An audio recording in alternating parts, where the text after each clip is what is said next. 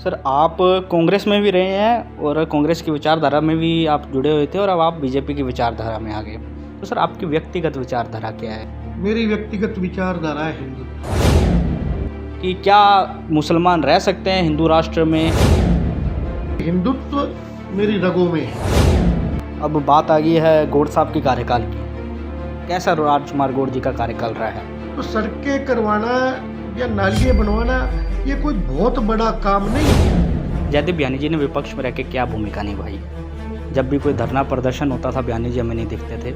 बियानी जी शांतिपूर्वक काम करते हैं, जब टिकट की लेने बारी आ जाती है तब वो आ जाते हैं कि हमें टिकट दो। उस दिन की कार्रवाई देखो, उस दिन जो मंच सजा उसकी फोटोएं देखो, उस दिन जो झंडे लगे वो देखो।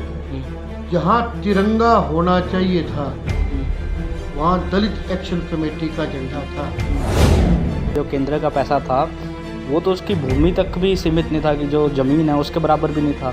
जो निर्माण करवाया है उसका जो पैसा लगा है, जो उस पर बिल्डिंग खड़ी हुई है, सब कुछ जो लगा है वो बहुत ज़्यादा पैसा लगा है। वो 60% जो दे रहा था केंद्र वो तो उसके ज़मीन के भी उसके बराबर नहीं था। लेकिन यदि मेरे को टिकट मिल जाए कांग्रेस के किसी भी नेता को मैं टिकने नहीं दूंगा।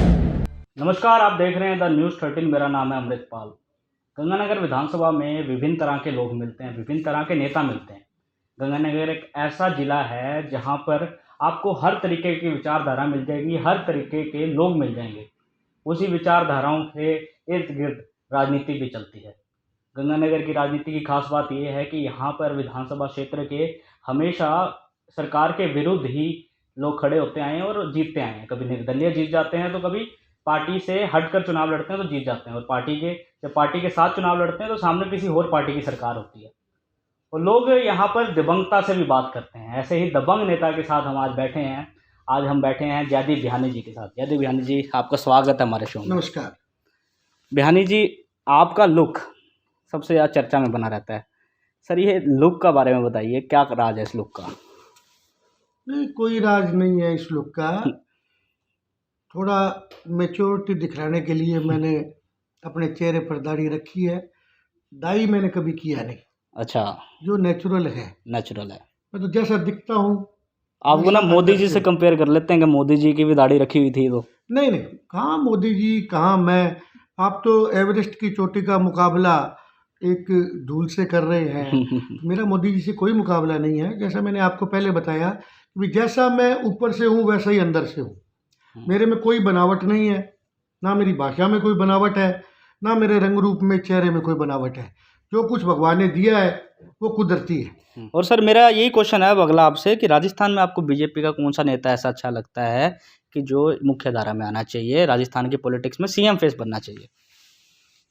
देखिए, भारतीय जनता पार्टी का अभी तक जो फार्मूला रहा है, जितने भी स्टेट्स में चुनाव हुए हैं, केंद्र मुख्यमंत्री का निर्णय करता है। लेकिन फिर भी जैसे कांग्रेस में अशोक गहलोत सर्वमान्य नेता है, वैसे ही वसुंधरा जी भारतीय जनता पार्टी में सर्वमान्य नेता है। वसुंधरा राजे की आप बात आज कर रहे हैं। गली गली, मोहल्ला मोहल्ला, गांव गांव, शहर शहर, जिला और सारा राजस्थान ये एकमात्र ऐसा चेहरा है जिसको हर आदमी रिकॉग्नाइज करता है। आप ये कह रहे हैं कि वसुंधरा राजे आनी चाहिए स्टेट में एज अ सीएम? नहीं नहीं, ये मैं आपका क्वेश्चन भी ये नहीं था कि एज ए सीएम कौन आना चाहिए। आपने ये कहा भी सर्वमान्य नेता कौन है, तो मैंने दोनों उदाहरण दे दिए। कांग्रेस में अशोक गहलोत है और सामने तो भारतीय वसुंधरा। जनता पार्टी में वसुंधरा राजे जी ठीक है, सिंधिया है। ठीक है सर।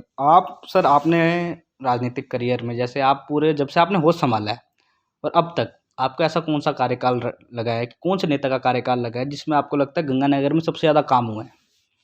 अब सब पुराने समय में चलें तो जब से ये जवाहर नगर बसा 1982, 83, 84, उस वक्त गंगानगर का विकास खूब हुआ। बाबूजी की बात कर रहे हैं आप? हाँ, मैं राधे श्याम जी के समय की बात कर रहा हूँ।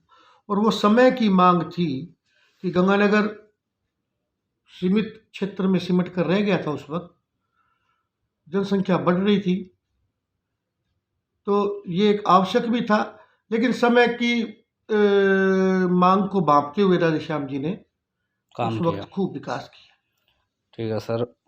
सर आप कांग्रेस में भी रहे हैं और कांग्रेस की विचारधारा में भी आप जुड़े हुए थे और अब आप बीजेपी की विचारधारा में आ गए। तो सर आपकी व्यक्तिगत विचारधारा क्या है? क्या आपको लगता है कांग्रेस में क्योंकि सेकुलरिज्म की बात करते हैं, कहते हैं सारे धर्म एक साथ रहने चाहिए और वहीं बीजेपी हिंदुत्व की बात करती है। आपकी व्यक्तिगत विचारधारा क्या है?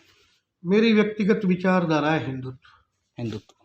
मैं जब कांग्रेस में भी था उस वक्त भी मेरा हिंदू संगठनों से, चाहे वो आरएसएस हो, चाहे विश्व हिंदू परिषद हो, चाहे वो वनवासी कल्याण परिषद हो, उनसे निरंतर जुड़ाव रहा है।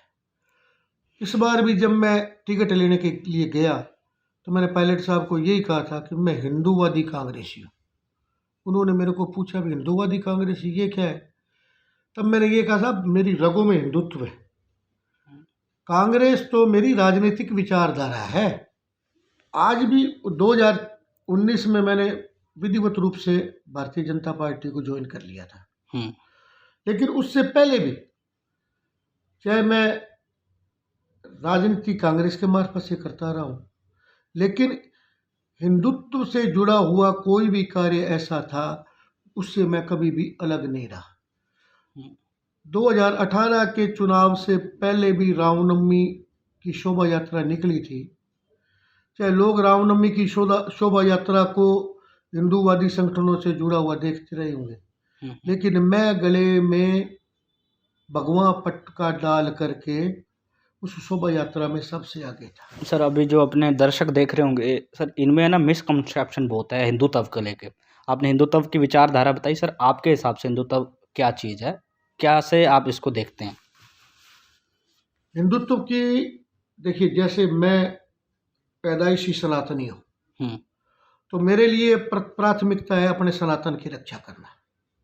उसके बाद हिंदुत्व की दूसरी प्राथमिकता है इस राष्ट्र के लिए समर्पित रहना। बस मैं इन दो बातों को सनातन की रक्षा। सर सनातन में कौन कौन आता है? सनातन एक धर्म है।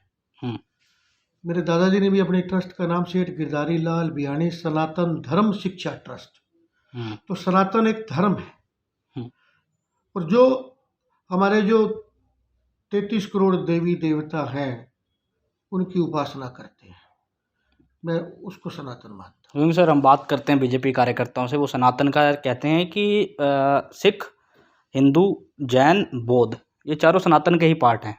सनातन से ही अलग, हिंदू धर्म से ही अलग हुए हैं, पर हम इनको ऐसा सनातन में ही कंसिडर करते हैं। फिर बात आ जाती है सर मुसलमानों की। सर अल्पसंख्यक बहुत ज़्यादा है अपने देश में भी और अपने राज्य में भी। अब सर हिंदुत्व की बात आती है तो सर मुस्लिम लोग ये सोचते हैं कि हिंदुत्व में हम कहाँ स्टैंड होते हैं? हिंदुस्तान के आप भारत के समर्पण में समर्पित रहो, बस यही ठहरते हैं।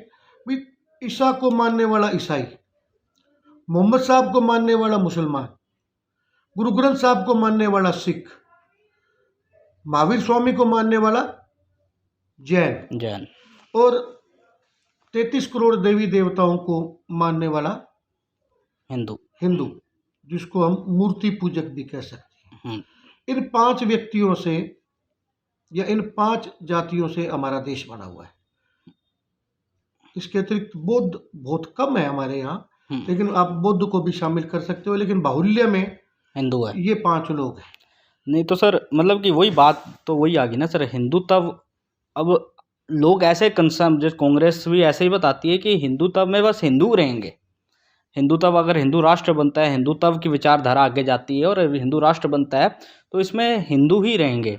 तो सर विधानसभा में आप हिंदुत्व की बात कर रहे हैं और बीजेपी की विचारधारा से जुड़े, और बीजेपी के तमाम नेता बड़े खूब खोल कर बोलते हैं हम हिंदुत्व की विचारधारा है। पर सर लोगों को ऐसा भ्रम ना पैदा हो जाए कि हिंदुत्व को लेके कोई रॉन्ग मैसेज ना चल जाए कि हिंदुत्व क्या चीज़ है, कि हिंदुत्व कि क्या मुसलमान रह सकते हैं हिंदू राष्ट्र में, क्या मुसलमान इसमें भागीदारी ले सकते हैं, या हिंदू राष्ट्र में क्या सिस्टम बैठेगा? आप ये बताइए कि राजस्थान में अगर आपको चुना जाता है, आप हिंदूवादी संगठन से जुड़े हैं, आप हिंदू विचारधारा को फॉलो करते हैं, तो क्या है ये हिंदू विचारधारा? आपने एक बात मेरे विधानसभा का नाम लिया अभी। हाँ जी। मैंने पहले भी एक शब्द इस्तेमाल किया था कि सामाजिक सद्भाव तो मेरे शहर में है, वो कहीं नहीं है। आप फिर राष्ट्रीय और अंतर्राष्ट्रीय प्रश्न पर आ रहे हैं जो मेरी विधानसभा से जुड़ा हुआ नहीं है, फिर भी मैं आपको पर विचारधाराएं सर बहुत महत्व करती है। देखिए, विचारधारा व्यक्तिगत निर्णय है, इसको आप आम आदमी से जोड़ करके नहीं देख सकते। पर सर आम आदमी तो आपको चुन रहा है। आप मेरी बात सुनिए। विचारधारा मेरी क्या है, वो मेरे लिए, मेरे सनातन के लिए समर्पण है। दूसरे के धर्म का सम्मान करना, ये मेरा आचरण है। मैं मस्जिद में भी जाता हूँ, मैं पीर खाना भी जाता हूँ, मैं गुरुद्वारा भी जाता हूँ, मैं जैन समाज के कार्यक्रम में भी जाता हूँ, और जो वहाँ की परंपरा है उसका निर्वहन करता हूँ, जहाँ तक आप मेरी व्यक्तिगत बात करो। तो इसलिए मैं एक बात पुनः आपसे ये निवेदन कर दूं कि मेरे धर्म के लिए या सनातन के लिए समर्पण मेरी पैदाइश है, दूसरे धर्म का सम्मान मेरा आचरण है। तो सर आप कांग्रेस से जुड़े क्यों? आप सीधे संघ से जुड़ते हो और आप बीजेपी में आ जाते हैं। आपने कांग्रेस पार्टी को ज्वाइन की? राजनीति करने के लिए आदमी कोई ना कोई क्षेत्र चुनता है, तो मैंने भी वो क्षेत्र चुन लिया। ये कोई जरूरी नहीं है। बहुत से लोगों ने कांग्रेस छोड़कर बीजेपी ज्वाइन कर ली, कांग्रेस छोड़कर आप पार्टी ज्वाइन कर ली, बीजेपी छोड़कर किसी दूसरी पार्टी में चले गए। तो वही सर सवाल आ जाता है ना, विचारधाराएं नहीं है इनमें कि सर, क्योंकि एक संगठन की विचारधारा होती है जिसमें आप आगे संगठन उसी विचारधारा के हिसाब से चलता है। अब सर ऐसे जब उल्ट फिल्ट होता है कि जैसे कांग्रेस से बीजेपी में आ गया, कोई बीजेपी से आम आदमी पार्टी में चल गया, तो सर इसमें है ना लोग क्वेश्चन उठाते हैं कि यार हम जिस पार्टी को वोट देते थे, जिस पार्टी की विचारधारा को वोट देते थे, पर उस पार्टी के जो कार्यकर्ता हैं वो उस पार्टी की विचारधारा से नहीं जुड़े हुए, वो बीजेपी की विचारधारा से जुड़े हुए हैं क्योंकि वो बीजेपी में आ चुके हैं। अब इसलिए मैंने आपसे एक सवाल पूछा कि आपकी व्यक्तिगत विचारधारा क्या? आपने बताया तो हिंदू। मैंने आपको बताया ना भी, हिंदुत्व मेरी रगों में है। तो अब जो चीज मेरी रगों में थी वो मेरे को अपने आप मेरे मूल घर में ले आए, तो इसलिए मैंने बीजेपी ज्वाइन कर ली। अब बात आ गई है गौड़ साहब की कार्यकाल की। कैसा राजकुमार गौड़ जी का कार्यकाल रहा है? आप विपक्ष में रहे हैं एक तरीके से, आप इनकी खामियां भी जानते हैं और इनकी अच्छाई भी जानते हैं कि यार ये अच्छा हुआ है, ये खराब हुआ है। तो आप बताइए कैसा कार्यकाल रहा है उनका? गौड़ साहब दोनों के पक्के हैं। किसी काम को करवाने के लिए जब पीछे लगते हैं तो उस काम को पूरा करवाते हैं, ये गौड़ साहब की एक अच्छी बात है। लेकिन शहर में जो अराजकता बढ़ी, शहर में नशे का कारोबार बढ़ा, इस पर गौड़ साहब ने कभी ध्यान नहीं दिया। क्यों नहीं दिया सर? ये सामने सर सबके सामने हो रहा है ये चीज़। अगर आप गुंडागर्दी की बात कर रहे हैं, भाटिया पेट्रोल पंप वाला कांड होता है, बहुत सारे ऐसे कांड होते हैं, अभी नेता वाली में कांड हुआ है, तो सर ये तो सबके सामने दिख रहा है कि ये चीज़ हो रही है और उसके बाद भी लगातार चोरियाँ हो रही है, लूटपाट हो रही है। तो सर ये गौड़ साहब इस पर क्यों नहीं ध्यान दे रहे? अभी तो गौड़ साहब भी बताएंगे भी क्यों नहीं ध्यान दे रहे, मैं तो इसको कैसे बताऊंगा। मेरा तो एक सामान्य नागरिक की तरह, एक पारिवारिक रिश्तों की तरह गौड़ साहब से संबंध है। ना तो मैं कांग्रेस में हूँ जो उनको राय दूं, तो इसलिए अब गौड़ साहब नहीं, पर आप मानते हैं ये चीज़ें हो रही हैं? मैं क्यों मानता हूँ? आप पत्रकार हैं, आपने सारा शहर देखा होगा, आप जगह जगह घूम रहे हैं। आप तो चौथे स्तंभ क्यों हैं? आपकी तो आंखें भी सीसीटीवी कैमरे की तरह काम करती है। तो ये आपने जो मास कम्युनिकेशन में डिग्री हासिल की है, उसका एक सब्जेक्ट ये भी है कि भी आप रीडिंग अगले को गहराई तक करो। सही बात। तो इसलिए आप भी शहर में घूमोगे या घूम लिए तो आप खुद महसूस करोगे भी क्या हो रहा है, क्या नहीं हो रहा है। सर जब भी जयदेव बिहानी जी आपका नाम आता है तो कांग्रेस कार्यकर्ता सिर्फ एक सवाल पूछते हैं कि जयदेव बिहानी जी ने विपक्ष में रह के क्या भूमिका निभाई है। जब भी कोई धरना प्रदर्शन होता था, बिहानी जी हमें नहीं दिखते थे। बिहानी जी शांतिपूर्वक काम करते हैं, जब टिकट की लेने बारी आ जाती है तब वो आ जाते हैं कि हमें टिकट दीजिए। हर व्यक्ति का काम करने का अलग अलग तरीका है। कुछ लोग अखबारों में छाए रहना चाहते हैं और मेरे जैसे कुछ लोग लोगों के दिल में छाए रहना चाहते हैं। तो मैं छपास रोगी नहीं हूँ। जो भी काम करता हूँ या तो मेरे से फ़ायदा लेने वाला जानता है या मैं जानता हूँ। इसलिए मेरी कार्यशैली लोगों से हट करके है और मेरी इसी कार्यशैली से प्रभावित होकर के लोगों ने मेरे को 29,000 से ज़्यादा वोट दिए। नहीं तो निर्दलीय लोग तो और भी खड़े हुए हैं। मेरे से पहले भी राजनीतिक क्षेत्र में काम करने वाले बहुत से लोग खड़े हुए हैं, उनकी तो जमानतें तक जब्त हो गई। राधेश्याम जी, कामिनी जिंदल, राधेश्याम जी तो एक बहुत बड़ा नाम था राजनीति का, कितने वोट मिले उनको? कामिनी जिंदल जो सिटिंग एमएलए थी, कितने वोट मिले उसको? या हम 4 जो कैंडिडेट थे, उनके अलावा तो और भी नेता खड़े हुए थे ना, 22 कैंडिडेट थे गंगानगर में, 4 के अलावा और कोई जमानत क्यों नहीं बचा पाया? मैं भी एक निर्दलीय था, मेरी भी जमानत जब्त होनी चाहिए थी, लेकिन ये लोगों का स्नेह था, मेरे काम करने का तरीका था। मैं राजनीतिक अदाकार नहीं हूँ। मेरे आप शब्दों को गौर करो, राजनीति एक अदाकारी है, मेरे को अदाकारी नहीं आती। जैसा दिखता हूँ वैसा ही हूँ। आपकी दबंगता की तो बात चलती रहती है। दबंगता तो मेरे को विरासत में मिली है। सर, कभी आपको इस दबंगता से नुकसान हुआ है कि मतलब कि एक लोग कहते हैं ना, रूड बिहेवियर है कि यार बात नहीं करते ढंग से, ऐसा कभी आपको महसूस हुआ है कि कभी लोगों ने ऐसा बोल दिया हो कि यार ये रूड बिहेवियर है और इससे आपको नुकसान हुआ हो? नहीं, आम पब्लिक आपको ये बात नहीं बोलेगी कि मैं रूड बिहेवियर हूँ। आप कभी समय निकाल करके मेरे साथ रहिए। मेरे पास यदि कोई व्यक्ति किसी भी काम से आता है तो मैं उसको उस तरीके से नहीं, मना तो नहीं करते, क्योंकि मैं भी आईटी कॉलेज में पढ़ा हूँ और जयदीप बिहानी जी की एक बात तो ये है कि जब भी कोई इनके पास आ जाता है तो ये खाली हाथ नहीं जाते। सर, ये बात तो आपकी कहनी पड़ेगी, कोई संस्था से हो या कॉलेज से हो, आपके पास आता है तो आप कुछ बिना कुछ करते तो ही हैं। मेरा बिहेवियर रूड कहाँ होता है या दबंगता की जरूरत कहाँ पड़ती है?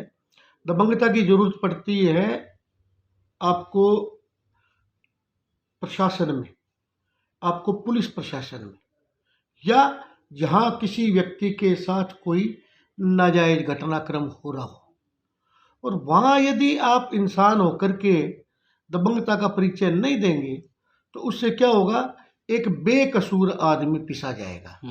वो वक्त की मांग है। आम व्यक्ति के साथ जयदीप बियानी ने ना तो कभी गलत शब्द का इस्तेमाल किया, ना कभी ओछे शब्दों का इस्तेमाल किया, और ना कभी उसको दुत्कार करके भेजा। तो ये आप कहो कि दबंगता की जहाँ जरूरत है मैं वहाँ दबंगता का इस्तेमाल करता हूँ। सर, 2018 में आपने चुनाव प्रचार में गंदे पानी का मसला उठाया था।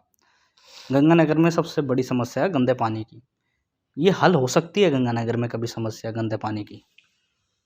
मैंने 2018 के चुनाव में उससे पहले गंदे पानी का मसला उठाया था, और गंगानगर में मैं पहला व्यक्ति था जिसने इस गंदे पानी का मसला उठाया था।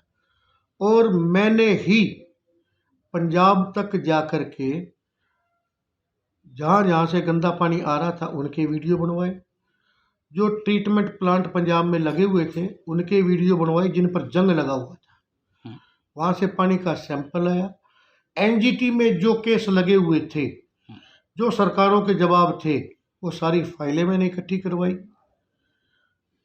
उसके बाद यहाँ प्रदर्शन किया, केंद्रीय मंत्री जी को सैंपल भी दिया, ज्ञापन भी दिया, फिर जिला कलेक्टर के माध्यम से जब एनजीटी में तारीख थी उस पानी का सैंपल भी भेजा। लेकिन तत्कालीन प्रशासन ने सैंपल बदल दिया या वो सैंपल दिया ही नहीं। एनजीटी का फैसला विरुद्ध हो गया। नहीं तो सर, ये कभी खत्म हो सकती है? ये हो सकती है। केंद्र अगर इसके ऊपर सख्त निर्णय ले ले, देखिए ये मानव जीवन से जुड़ी हुई चीज है। कैंसर हो रहे हैं सर, लोगों को हर घर में कैंसर आ रहा है। यही मैं कह रहा हूँ, ये मानव जीवन से जुड़ी हुई चीज है। और जब राज्य सरकारें आपस में इस निर्णय को हल नहीं कर पाती तो फिर ये केंद्र का निर्णय होता है। देखिए ये पोल्यूशन से जुड़ा हुआ काम है सारा का सारा। पानी को पोल्यूट करना सबसे बड़ा अपराध है। और मैं यदि देखिए हर आदमी की हर जगह पहुंचने की एक लिमिट होती है। जहां तक मैं पहुंच सकता था मैं पहुंच गया, लेकिन अब यदि मेरे को कहीं आगे बढ़ने का मौका मिला तो सबसे पहला मुद्दा मेरा यही रहेगा कि भाई गंगानगर की जनता को कम से कम पीने के लिए तो शुद्ध पानी मिले। ये गंगानगर की जनता नहीं है, ये पानी आगे तक जाता है, मतलब सारा राजस्थान इस पानी को पीता है। कहीं धीरे धीरे धीरे धीरे धीरे धीरे जा कर के ये पानी सुधर जाता है, लेकिन 100% तो नहीं सुधरता ना। दूसरा, मेरी एक शिकायत है गंगानगर की जनता से। हम्म, अपने हितों के मुद्दों पर भी गंगानगर की जनता नहीं जागती। ये एक जैसे मैंने सबसे पहला सवाल पूछा था कि अच्छाई और बुराई है कि बुराई कह सकते हैं गंगानगर ये की। गंगानगर के लिए एक बुराई है। गंदा पानी हर भविष्य की पीढ़ी से जुड़ा हुआ है। हम्म, यही यदि हम अनिश्चित काल के लिए गंगानगर बंद कर देते, 20, 30, 50 हजार 1 लाख आदमियों की भीड़ इकट्ठी हो जाती, हम्म, तो राज्य सरकार की चूल्हे हिल जाती हम्म, और पंजाब सरकार को हम लोग अच्छी तरह टटोल सकते थे। हम्म, और उस वक्त राजस्थान में और पंजाब में दोनों जगह कांग्रेस की सरकार थी। हो सकता था हल। तो फिर सरकार, और आप एक बात जानते हैं, एक जगह से चली हुई मुहिम हम्म, न केवल गंगानगर बल्कि सराउंडिंग पंजाब का भी, अबोर, फाजिलका, मलोट, गिदड़बा, हम्म, ये जो एरिया है ये भी इस गंदे पानी से त्रस्त है।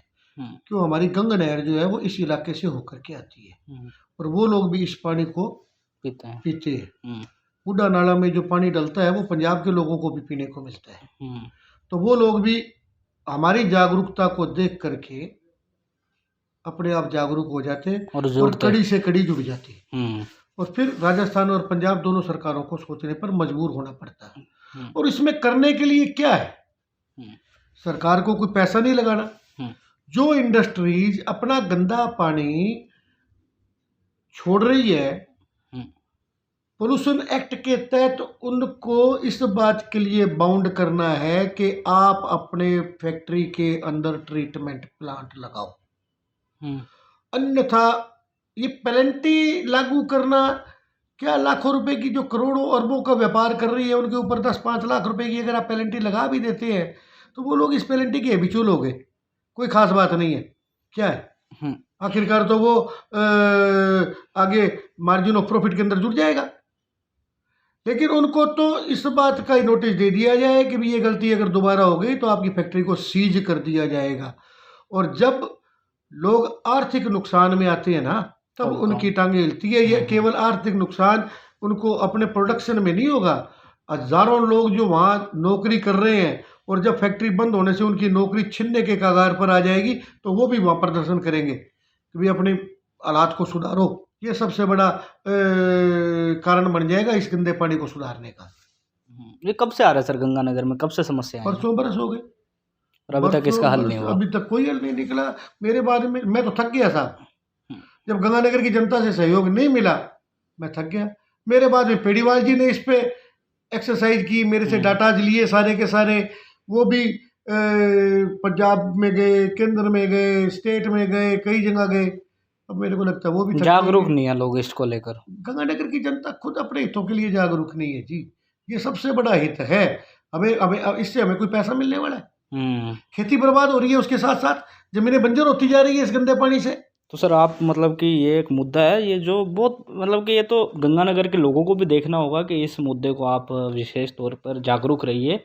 ऐसे मुद्दे ही हैं जो गंगानगर के मेन समस्या हैं कि अगर आप विधानसभा चुनाव में ऐसे ही मुद्दों को अगर लेकर आते हैं तो इन्हीं मुद्दों पर आप वोट डालिए। ये तो एक सबसे बड़ी बात है सर। एक तो आप नगर परिषद का जो आपका ये जो कार्यकाल रह रहा है चल रहा है, ये आपका आपके हिसाब से कैसा चल रहा है और आपकी क्या सोच है इसको लेकर? नगर परिषद का कार्यकाल भी दो पार्टों में उलझ कर रह गया। नए बोर्ड के गठन के बाद हम्म, नगर परिषद को कोई स्थायी कमिश्नर ही नहीं मिला, आयुक्त नहीं मिला। आयुक्त नहीं मिला। हम्म, जब स्थायी आयुक्त नहीं होगा तो काम तो जैसे होंगे वैसे ही होंगे। तो सर आप ये नहीं समझ रहे ये दो गुटों के बीच में गंगानगर का काम रुक रहा है क्योंकि मैं- आयुक्त नहीं आ रहा। ये एक समस्या है। ये समस्या एक मतलब कि शहर की समस्या ही होगी क्योंकि अब आप नगर परिषद के काम कहते हैं इसमें बाधा बन जाती है कि आयुक्त का ना आना आना। तो सर ये कांग्रेस की सरकार में होते हुए भी आयुक्त नहीं आ रहा। अब आप देख लीजिए, वही उच्च स्तर की राजनीति स्थानीय स्तर पर आ गई। आ गई है। उच्च स्तर की, अब पट्टे जारी करना राज्य सरकार की मुहिम थी, हम्म, उसके बावजूद भी लोगों के हजारों पट्टे नहीं पट्टे बने। अटके खड़े हैं। हम्म, क्यों? आज पट्टा किसी का भी बन जाए तो कितनी सुगमता हो जाएगी उसको बैंक लोन लेने में, जहाँ एक लंबी चैन दादा पिता खुद, फिर खुद के भाइयों के बंटवारे, फिर अपने बच्चों के बंटवारे, इतनी लंबी चैन जहाँ चलती थी, जिसमें समय की बर्बादी और बैंक वालों की मनमर्जी या लोन देने वाली संस्था की मनमर्जी, ये दो बातें चलती थी। और अब जब पट्टा बनकर आपके हाथ में आ जाएगा तो वो सिंगल पट्टा होगा, उसके बाद आपको कोई भी चैन पूरी करने की जरूरत नहीं है। तो ये तो जनता के हित का सबसे बड़ा काम था, जिसकी अनदेखी गंगानगर की नगर परिषद कर रही है। क्या हुआ, कोई 20-30 पट्टे, एक बार कमिश्नर बैठा उसने साइन कर दिए, 20-30 पट्टे दे दिए, फिर उसके बाद काम में ढिलाई आ जाती है, फिर किसी को डेपुटेशन पे लगाया जाता है, कमिश्नर पुराना कमिश्नर या तो ट्रांसफर करवा दिया जाता है या वो खुद ही छोड़ के चला जाता है। तो मानसिक दबाव में कोई व्यक्ति कितने दिन रहेगा? मानसिक दबाव में तो आदमी अपने घर में काम नहीं कर सकता, मानसिक दबाव, ये तो सरकारी दफ्तर है। कैसे मानसिक दबाव पड़ता है सर इन कमिश्नर्स पे? राजनीतिक प्रभाव का इस्तेमाल। जो नगर परिषद की गद्दी पर काबिज है वो तो अपना काम करने के लिए कहते हैं, और जो सीधे राज्य सरकार से संबंधित है या विधायक का तो वो अपना दबाव बनाते हैं। देखिए, वर्चस्व तो हर व्यक्ति चाहेगा ना। विधायक तो ये चाहेगा कि हर डिपार्टमेंट में मेरा वर्चस्व हो, और नगर परिषद सभापति ये चाहेगा कि कम से कम मेरे डिपार्टमेंट में तो मेरा वर्चस्व हो। इसमें काम हो जाते हैं क्या? इसमें जैसे शहर के जो काम होते हैं अच्छे से होते हैं या रुकते हैं काम? पहले हमारी ट्रेन चलती थी इंजन वाली, और या आप ये समझो रोडवेज की बस चलती है, तो जहाँ सवारी देखती है वहाँ रुक जाती है, तो वैसे ही काम चलता रहा, रुक के कभी चल रहा है कभी रुक रहा है बस। अभी सर अशोक चांडक जी ने सचिन पायलट को बुलाया है यहाँ पे, अंबेडकर जी की प्रतिमा को करा है। पर सर मैंने अभी रिपोर्ट भी बनाई थी इसके ऊपर कि सर अंबेडकर जी की प्रतिमा को 3 साल तक तो पर्दे के पीछे रखा गया, 1 साल तक खंडित अवस्था में रखा गया। उसी प्रतिमा उसी कार्यकाल में हो रहा है जब इसका भव्य तरीके से उद्घाटन हो रहा है। एक तो ये सबसे बड़ी बेअदबी तो उन्होंने पहले ही कर चुकी थी, और अब ये वही लोग इसका उद्घाटन कर रहे हैं जिन्होंने इसकी बेअदबी की है। क्योंकि सर ये समस्या हल हो सकती थी। 1 साल तक तो सर मूर्ति नहीं खंडित अवस्था में रहनी चाहिए, क्योंकि सर एक बुद्धिजीवी की प्रतिमा है वो। उसके बाद सचिन पायलट आते हैं, उसका उद्घाटन करते हैं। इस जो दौरा है इसको आप कैसे देखते हैं? राजनीति, गंगानगर की जो राजनीति है, इसमें कोई फर्क आएगा इस दौरे से? पहले तो मैं आपके सवाल का जवाब दे देता हूँ। ये निसंदेह अंबेडकर जी की मूर्ति का लोकार्पण काफी समय पहले हो जाना चाहिए था, लेकिन अब जब हुआ, देर आए दुरुस्त आए, अब जब हुआ है तो वो उसको अंबेडकर जी की मूर्ति का लोकार्पण कम बल्कि शक्ति प्रदर्शन ज्यादा होना। ये तो हुआ आपके सवाल का जवाब। अब तक आपने मेरे से सवाल पूछे, अब मैं आपसे सवाल पूछना चाहूंगा कि क्या अंबेडकर जी या अंबेडकर जी का संविधान सिर्फ दलित वर्ग के लिए था या हिंदुस्तान के आम नागरिक के लिए था? सबके लिए था वो। आपका ये जवाब था। उस दिन की कार्रवाई देखो, उस दिन जो मंच सजा उसकी फोटोएं देखो, उस दिन जो झंडे लगे वो देखो। जहां तिरंगा होना चाहिए था वहां दलित एक्शन कमेटी का झंडा था। आम नागरिक की से दूरी बना करके रखी गई। दलित एक्शन कमेटी हर काम में हावी थी। तो क्या आम नागरिक का अधिकार नहीं था अंबेडकर जी की मूर्ति के लोकार्पण में शामिल करवाने का या होने का? सही बात। तो फिर ये सबसे बड़ी ब्लंडर थी कि जहां भारतीय संविधान या भारतीय तिरंगा अंबेडकर जी के संविधान के हिसाब से लहराता है, वहां भारतीय तिरंगा झंडा तो था ही नहीं। कहाँ गया अशोक चक्र? आप पुराने चित्र देखिए।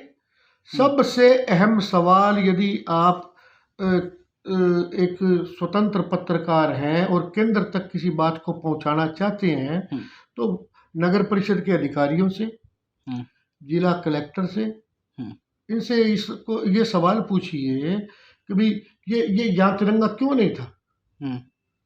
मेरा सबसे बड़ा रोष इस बात को लेकर के है।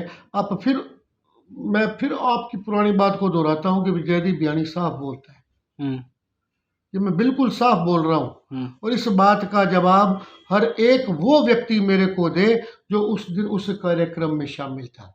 मेरा ये सवाल पायलट साहब से भी है कि पायलट साहब ने ये गौर किया वहाँ कि तिरंगा ही नहीं है कि भाई वहाँ वहाँ तिरंगा कहाँ है।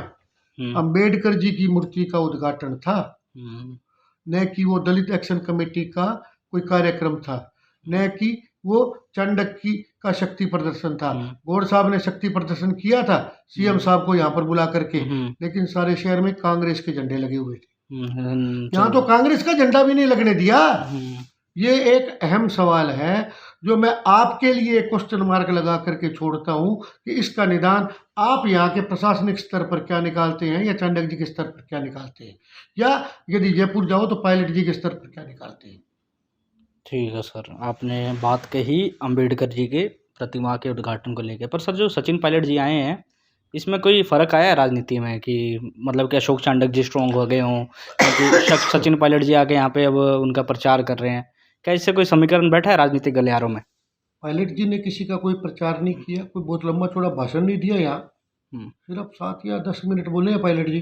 हम्म, उसके बाद चाणक्य जी के घर पर खाना खाने के लिए गए हैं, हम्म, क्योंकि चाणक्य जी पहले भी पायलट साहब के खेमे में थे। हम्म, पायलट साहब को टिकट दिलाने में भी पायलट साहब का बहुत बड़ा हाथ था। हम्म, तो अब तो ये बिल्कुल क्लियर हो गया कि पायलट साहब के सबसे नज़दीकी व्यक्ति चाणक्य जी हैं। चाणक्य जी है, गहलोत साहब के सबसे नज़दीकी व्यक्ति गौड़ साहब जी गौड़ साहब है। तो अपनी नज़दीकियाँ दिखाने का ये था। ये था।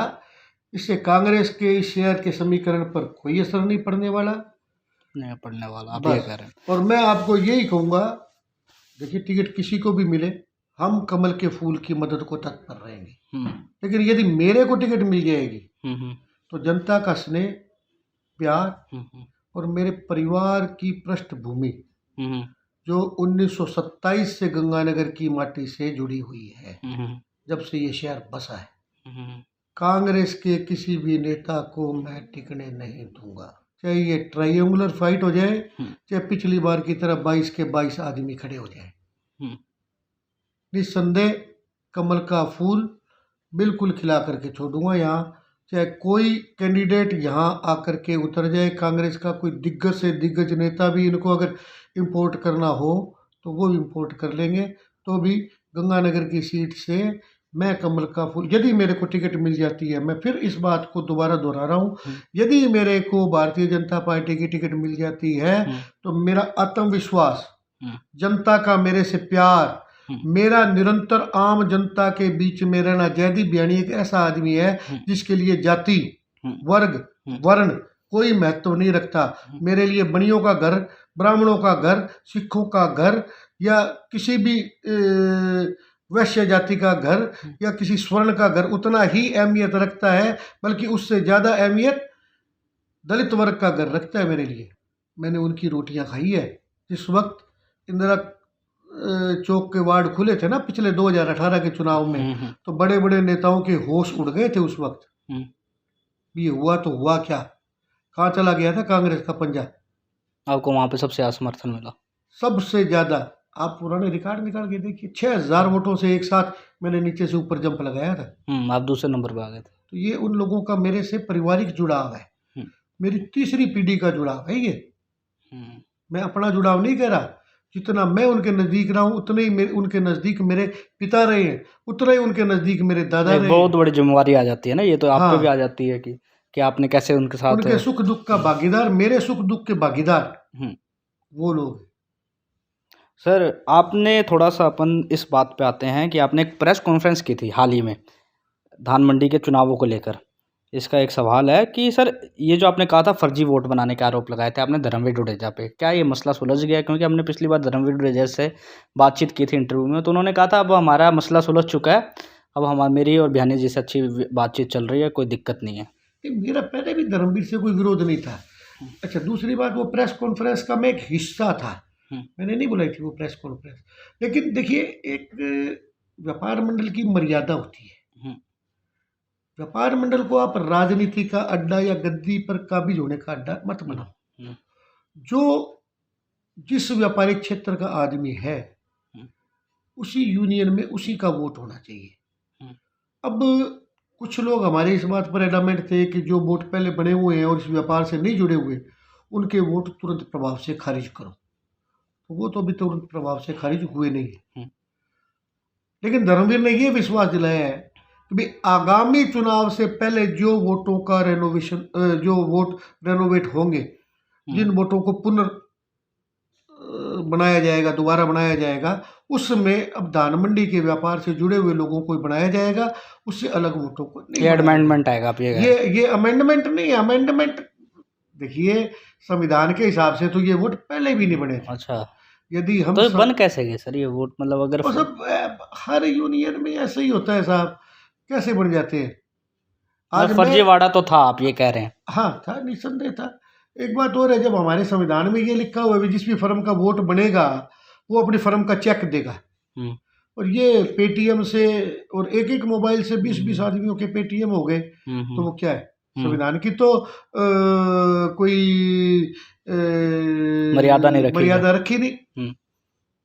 तो फिर ये क्या है?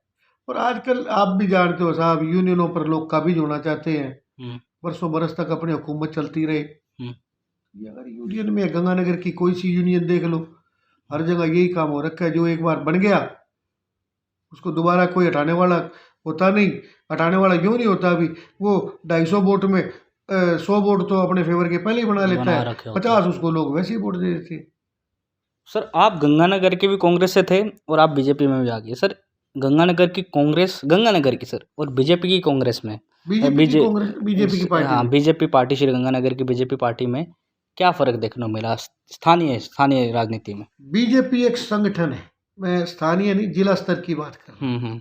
जिला स्तर वो हर उस गाइडलाइन का पालन करती है जो उसको प्रदेश स्तर से मिलती है, और कांग्रेस का तो संगठन ही नहीं है, तो मैं उसको क्या बोलूं? तो यहाँ तो कांग्रेस अपनी डफली अपनी राग है जी।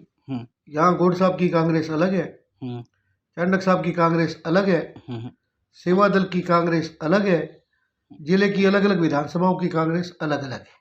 गुट बने हुए हैं बहुत सारे बस, और बीजेपी में कोई गुट नहीं है। तो सर अभी तो मतलब कि राज्य स्तर की बात करें तो सर एक गुट ऐसे बोलते हैं लोग कि वसुंधरा राज्य का एक अलग से गुट बन चुका है और एक सतीश पूनिया का अलग से गुट बना हुआ है। इनके अंदर भाजपा में भी वापस से गुट बनने लग गए हैं कि अब जैसे कांग्रेस में थे अब भाजपा में भी आ चुके हैं गुटबाजी। नहीं, मैं गुटबाजी की बात नहीं कर रहा हूँ। कांग्रेस की लड़ाई तो खुलकर सड़कों पर आ गई। हमारे यहाँ गुटबाजी नहीं है, हमारे यहाँ नेतृत्व है। आज वसुंधरा जी भी सतीश पूनिया को प्रदेशाध्यक्ष स्वीकार तो कर रही है ना, तो फिर कहाँ गुटबाजी? ये तो अनुयायी जो हैं उनके लिए प्रथम प्रायोरिटी कौन है? ये है। किसी के लिए वसुंधरा जी की प्रथम प्रायोरिटी है, किसी के लिए पूनिया जी की है, किसी के लिए गजेंद्र सिंह जी शेखावत की है, किसी के लिए राजेंद्र सिंह जी राठौड़ की है। ये तो अपनी नजदीकियों का खेल है। कांग्रेस में तो गुटबाजी है ना, और गुटबाजी का नज़ारा आपने देखा नहीं क्या? सारे हिंदुस्तान ने देखा गुटबाजी का नज़ारा।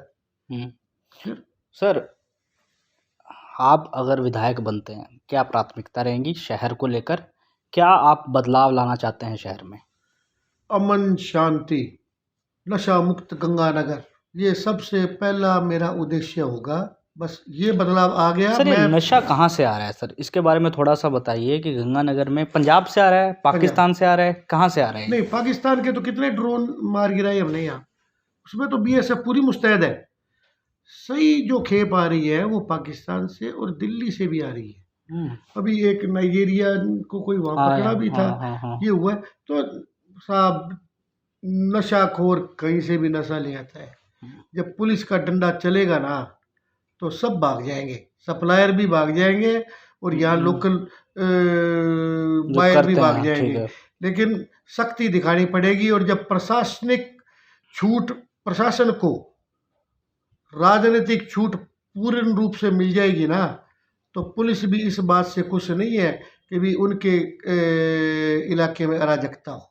आपने शांति की बात की, नशे की बात की, आपकी ये प्राथमिकता है। उसके अलावा आप बताना चाहें तो? उसके अलावा मैंने पहले भी कहा, सड़कें काली करवाना कुछ नहीं है। सर एमएलए का 2 करोड़ रुपए साल का तो वैसे अपना बजट होता है, और यदि आपके ऊपर लाइजिंग अच्छी है और आप पार्टी के अच्छे व्यक्तियों में हैं, तो आपको मुख्यमंत्री कितने भी पैसे दे सकता है। तो सड़कें करवाना या नालियाँ बनवाना ये कोई बहुत बड़ा काम नहीं है। वो तो सर मेडिकल कॉलेज का नाम देते हैं, वो अब प्रचार भी ऐसा हो रहा है कि मेडिकल कॉलेज बन चुका है, वो मतलब मुद्दा बना रहे हैं हम मेडिकल कॉलेज का कि क्या? हमारे हमारे कार्यकाल में मेडिकल कॉलेज बना, जो कितने वर्षों तक चल रहा था कि संघर्ष चल रहा था कि मेडिकल कॉलेज नहीं बन रहा, और हमने मेडिकल कॉलेज बना के दे दिया। अच्छा, गौड़ साहब के प्रचार में ये चीज़ें आ रही है सामने। 60% हिस्सेदारी इसमें केंद्र की है। मेडिकल कॉलेज चिन्हित हो गया था, लेकिन आप एक देखिए, राजस्थान के हर जिला हेडक्वार्टर पर केंद्र सरकार ने एक एक मेडिकल कॉलेज दिया है। कोई गंगानगर को इकलौता नहीं दिया। कई वर्षों तक तो ये मेडिकल कॉलेज बीडी अग्रवाल की जिद के कारण या झूठी वाई के कारण करना धरना कुछ नहीं था, और एक बोर्ड लगा करके छोड़ दिया। उसके कारण ये काम अटका रहा। जब वो फंदा साफ हुआ, क्यों कहीं ना कहीं से वो चाहे अदालत के मार्फत चाहे राजनीतिक संरक्षण के मार्फत कोई ना कोई अड़चन लगा देते थे। जब वो फंदा समाप्त हुआ, उसके बाद केंद्र का पैसा रिलीज हो गया, राज्य सरकार ने अपनी हिस्सेदारी दे दी, मेडिकल कॉलेज का काम द्रुत गति से चल पड़ा। अब ये बात अलग है कि गौड़ साहब समय समय पर उसकी क्रेडिट ले लेते हैं, नहीं, उसके निर्माण का निरीक्षण करते रहे। अच्छा, तो मैं फिर एक बात अपनी स्पष्टवादिता में कहना चाहूँगा, ये हमारे एमपी साहब की भी कमजोरी थी। पहली बार जब गौड़ साहब ने क्रेडिट लिया था तो एमपी साहब को भी उनका पीछा पकड़ लेना चाहिए था। जब 60% हिस्सा केंद्र सरकार दे रही है और केंद्र में भारतीय जनता पार्टी की सरकार है, तो इसके लिए एमपी साहब को क्रेडिट लेना चाहिए था। जिस दिन यहाँ पहला सत्र चालू हुआ, पहला बैच चालू हुआ, उस दिन स्थानीय प्रशासन ने सिर्फ गौड़ साहब की उपस्थिति में पहला बैच चालू कर दिया। मैं आपको एक बात बता दूं, ये जो हॉस्पिटल बना है ये जन सहयोग से बना है। सबने जमीन दी थी। लेट इन 80s गंगानगर की आम जनता ने पैसा दिया। पेट्रोल डीजल पर सेस लगा 5 पैसे प्रति लीटर, लाखों रुपए उसके आए। हम भी उस वक्त के इस हॉस्पिटल के डोनर्स में थे। यदि ये हॉस्पिटल नहीं होता तो क्या इतनी जल्दी मेडिकल कॉलेज बन जाता? पहले हॉस्पिटल बनता, उसके बाद मेडिकल कॉलेज का काम चालू होता। तो गंगानगर की आम जनता को भी इससे अछूता रखा गया। गंगानगर के आम किसान को इससे अछूता रखा गया जिसने पेट्रोल डीजल के ऊपर सेस दिया। आप कह रहे हो कि जब ये उद्घाटन समारोह हुआ था, जब भी, तब बस गौड़ साहब के नेतृत्व में ये उद्घाटन हो गया। पहले बैच के बच्चे खड़े हो गए, प्रशासन खड़ा हो गया और पहला सत्र चालू कर दिया। क्यों? केंद्र का पैसा था, एमपी साहब को बुलाने की जिम्मेवारी नहीं थी इनकी। पर वो सर, वो अभी मैंने इंटरव्यू देखा था तो वो कह रहे थे जो केंद्र का पैसा था वो तो उसकी भूमि तक भी सीमित नहीं था, कि जो ज़मीन है उसके बराबर भी नहीं था। जो निर्माण करवाया है उसका जो पैसा लगा है, जो उस पर बिल्डिंग खड़ी हुई है, सब कुछ जो लगा है वो बहुत ज़्यादा पैसा लगा है। वो 60% जो दे रहा था केंद्र, वो तो उसके ज़मीन के भी उसके बराबर नहीं था। तो राज्य सरकार बता दे हमने कितने पैसे भेजे। जमीन तो पहले सरकारी, एक बार ये सरकारी अस्पताल है।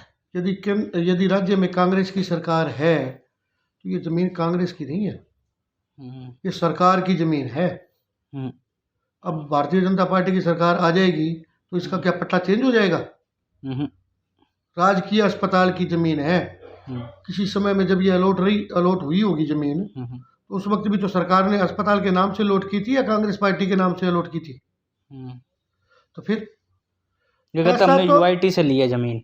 तो यूआईटी से किसने ली? यूआईटी ने तो कांग्रेस को अपना भवन बनाने के लिए जगह दी थी ना। आज तक वहाँ खंडर है, वहाँ जंगल उग गया।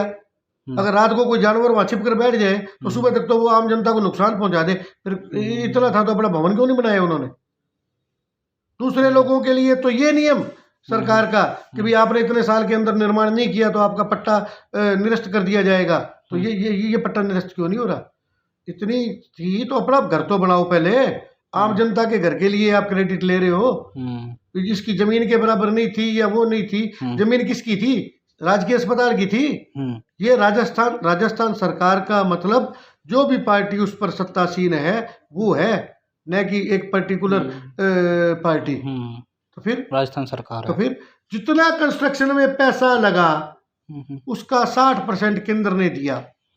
फिर बीडी अग्रवाल को यहाँ हॉस्पिटल बनाने की क्यों आवर्ती?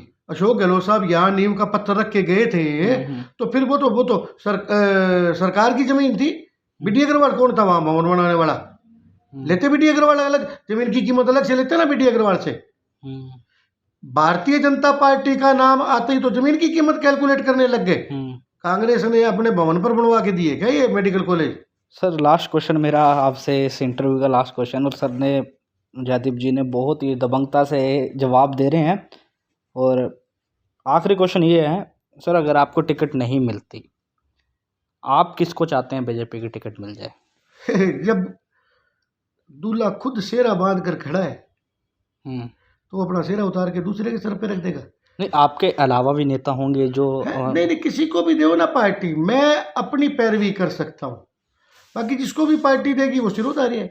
अगर आपको टिकट नहीं मिलती, आप निर्दलीय चुनाव लड़ सकते हैं? ये ना तो पूछने वाला सवाल है और ना मेरे लिए जवाब देना इसके लिए उचित है। अभी आपने सोचा नहीं इस बारे में?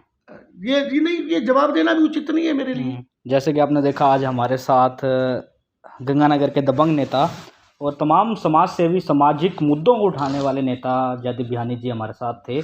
इन्होंने बताया कि गंगानगर की क्या समस्याएं हैं और क्या हल निकलना चाहिए। गंदे पानी की समस्या गंगानगर में एक सबसे बड़ी समस्या है, इसको लेकर लोग जागरूक नहीं है। सबसे बड़ी बात, अगर आप वीडियो देख रहे हैं तो आप देखिए, जो आपके घर में पानी आ रहा है, ये पानी सब पी रहे हैं, बच्चा पी रहा है, आपके फादर मदर पी रहे हैं और आप भी पी रहे हैं। ये पानी की समस्या गंगानगर की जड़ों में फंस चुकी है।